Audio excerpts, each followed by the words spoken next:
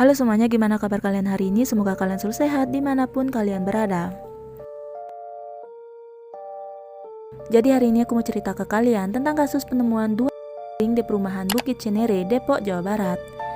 Tubuh yang ditemukan dalam kamar mandi itu adalah tubuh dari seorang ibu bernama Grace Arijani Harahap, berusia 64 tahun, dan anaknya bernama David Arianto Wibowo, berusia 38 tahun.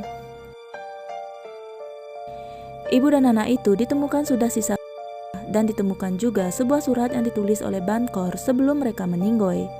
Nah, surat apakah itu dan bagaimana bisa tetangga-tetangganya nggak nyium bau busuk padahal ibu dan anak itu diperkirakan sudah meninggoy sejak lama.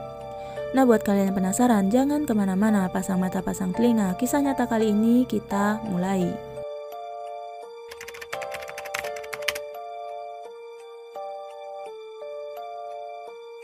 Pada hari Kamis tanggal 7 September 2023 sekitar pukul setengah 10 pagi, warga di perumahan Bukit Cinere dikagetkan dengan penemuan dua sosok tubuh yang kering.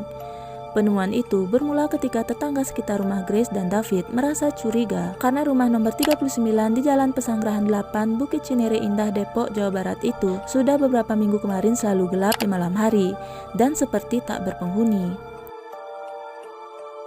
Nah, awalnya tetangganya ini mengira jika Grace dan David sedang pergi ke luar negeri, jadi rumah mereka lama kosong.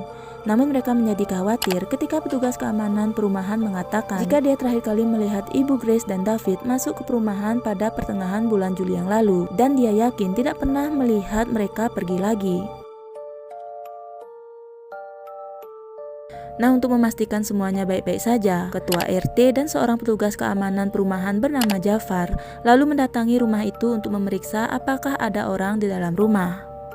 Mereka mengetuk pintu dan beberapa kali memanggil nama ibu Grace dan David, tapi tidak ada jawaban. Karena tidak ada jawaban dari penghuni rumah, Jafar pun membuka paksa pagar dan berusaha masuk dari pintu garasi rumah. Saat pintu garasi rumah itu dibuka, terciumlah bau tidak sedap dari dalam rumah. Saat itu Jafar dan Pak RT jadi semakin curiga, tapi mereka nggak berani masuk dan memutuskan untuk menghubungi polisi.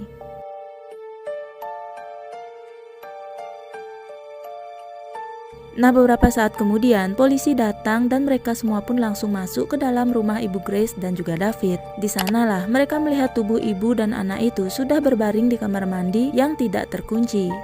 Tubuh mereka berdua sudah dalam kondisi kering dan sisa. Penemuan itu langsung ditangani oleh pihak polisi dan polisi pun mulai melakukan olah TKP.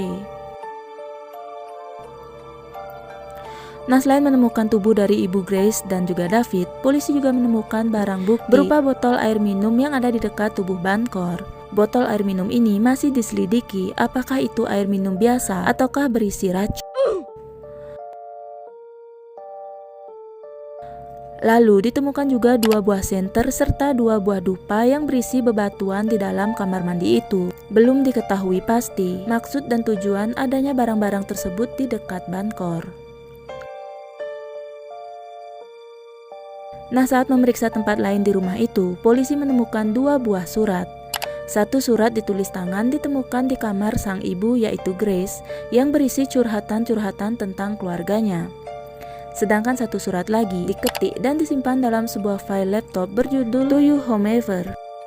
Dalam ketikan tersebut tertulis pesan yang hampir sama dengan surat yang ditemukan di kamar ibu Grace. Namun surat yang diketik ini menggunakan kata-kata dalam bahasa Inggris yang menurut polisi, tulisan itu berisi curhatan tentang kondisi atau keluhan tentang keluarga besar mereka. Polisi tidak menjelaskan secara pasti atau secara detail isi dari surat itu, tapi intinya ya tentang keluhan masalah keluarga besar gitulah. Dan dalam tulisan itu juga berisi kata-kata seperti ini. Siapapun yang membaca tulisan ini, mungkin pada saat melihat tulisan ini, saya dan ibu saya sudah Kalau kata-katanya seperti itu, kemungkinan yang menulis di laptop itu adalah si anak, yaitu David. Tapi polisi belum berani menyimpulkan apapun dari tulisan ini. Entah si Bancor sendiri yang menulis lalu melakukan, ataukah ada orang lain yang menulis kata-kata itu agar seolah-olah Bancor melakukan. Polisi juga menemukan secarik kertas di meja dapur. Secarik kertas itu berisikan nomor telepon dan nama seseorang yaitu Stervin dan Catherine. Setelah diselidiki, ternyata Stervin dan Catherine ini adalah saudara dari Ibu Grace dan juga David. Kemungkinan yang menulis nama dan nomor telepon itu adalah Ibu Grace atau anaknya David. Mungkin tujuannya untuk memudahkan orang yang menemukan tubuh mereka untuk menghubungi keluarga mereka. Entahlah, tapi itu masih diselidiki oleh polisi.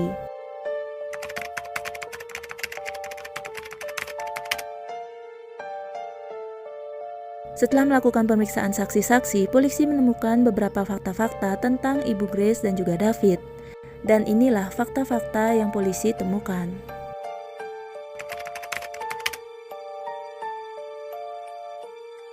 Tetangga sekitar rumah Ibu Grace dan David mengungkapkan jika keluarga ini semakin tertutup sejak suami dari Ibu Grace ini meninggoy di tahun 2011. Tetangganya ini mengatakan kalau almarhum suami Ibu Grace ini cukup sering berkomunikasi dengannya jika berpapasan, masih termasuk seseorang yang ramah lah. Sedangkan Ibu Grace sendiri memang orangnya tertutup dari dulu, nggak pernah mau bersosialisasi dengan tetangga-tetangga sekitarnya. Sedangkan anaknya yaitu David dikatakan memiliki sifat yang normal-normal saja, kalau disapa ya dia sapa balik.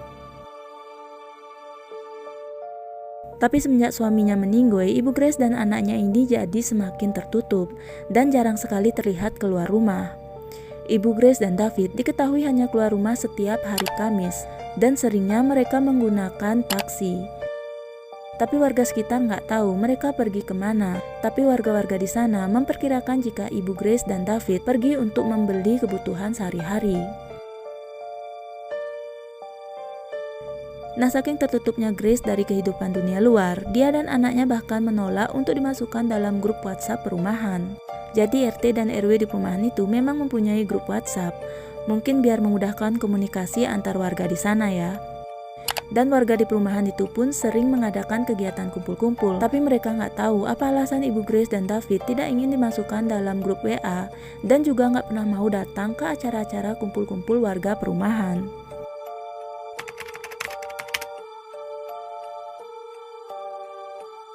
Ibu Grace yang tinggal berdua saja dengan anaknya di perumahan Cinere ternyata masih memiliki keluarga, yakni seorang adik dan adiknya saat ini tinggal di Jakarta Barat.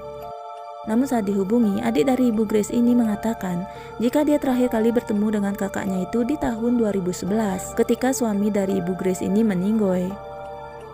Tapi setelah itu mereka tidak pernah berinteraksi lagi ataupun sekedar bertamu ke rumah masing-masing. Hal ini membuat heran banyak orang termasuk aku. Bagaimana bisa seorang saudara nggak kontek-kontekan sama saudara sendiri selama lebih dari 12 tahun. Sedangkan 12 tahun itu bukanlah waktu yang sebentar.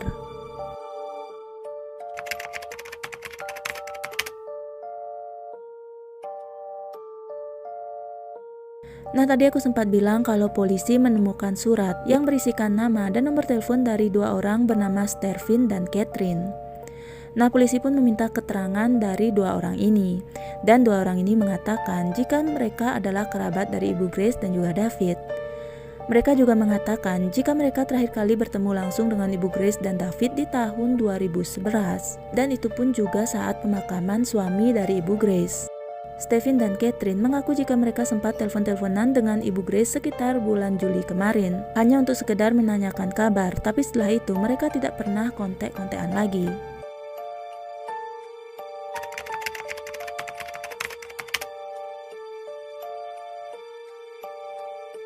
Nah, sembari menunggu hasil otopsi kedua tubuh yang mengering itu, polisi terus mencari saksi-saksi yang pernah kontak dengan kedua Bancor. Dan akhirnya polisi menemukan seorang saksi yang merupakan seorang tukang galon yang rutin mengantar air galon ke rumah Bancor. Informasi yang diberikan oleh tukang galon ini bisa menentukan kapan persisnya Ibu Grace dan David itu meninggoy. Tukang galon itu mengatakan jika dia rutin mengantar galon seminggu sekali, tepatnya setiap hari Selasa pukul 8 pagi. Dan terakhir kali dia mengantarkan air galon itu di hari Selasa tanggal 25 Juli 2023. Dan saat itu Ibu Grace dan David masih membukakan pintu rumahnya.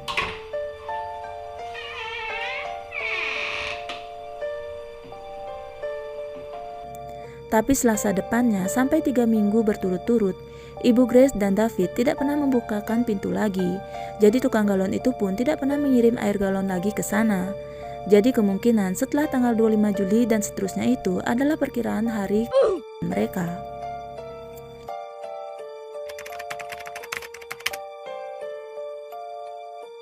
Seorang kriminolog bernama Adrianus Meliala menduga Grace dan David tidak meninggal dunia karena dibunuh. Namun, faktor kondisi ekonomi yang bisa saja membuat ibu dan anak tersebut akhirnya tewas. Masalah ekonomi ini diduga mulai berlangsung saat suami ibu Grace meninggoy pada tahun 2011. Saat itu, kemungkinan ekonomi mereka merosot drastis sehingga membuat sang ibu berusaha untuk berhemat dan mengurangi konsumsi makanan.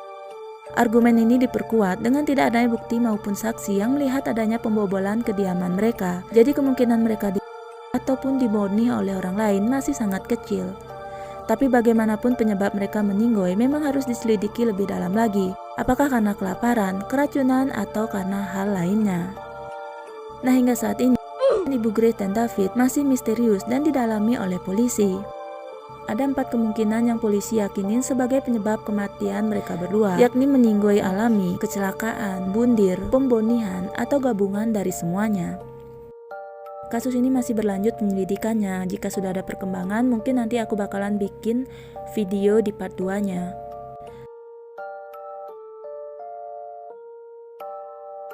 Nah, dan itulah kasus kematian misterius dari seorang ibu dan juga anaknya.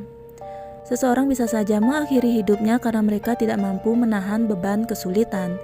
Timbulnya putus asa karena tidak adanya perhatian atau empati dari lingkungan, keluarga, maupun juga sanak saudara. Karena itulah sangat penting bagi kita untuk meningkatkan kepedulian kita pada lingkungan sekitar, terutama kepada tetangga yang kemungkinan memerlukan uluran tangan kita. Sekian dulu video kali ini. Tidak bosan-bosan kami mengingatkan untuk tetap menjadi orang yang baik, cintai diri sendiri, hargai orang lain, dan jadilah tenang dalam setiap badai kehidupan. Sampai jumpa di video selanjutnya.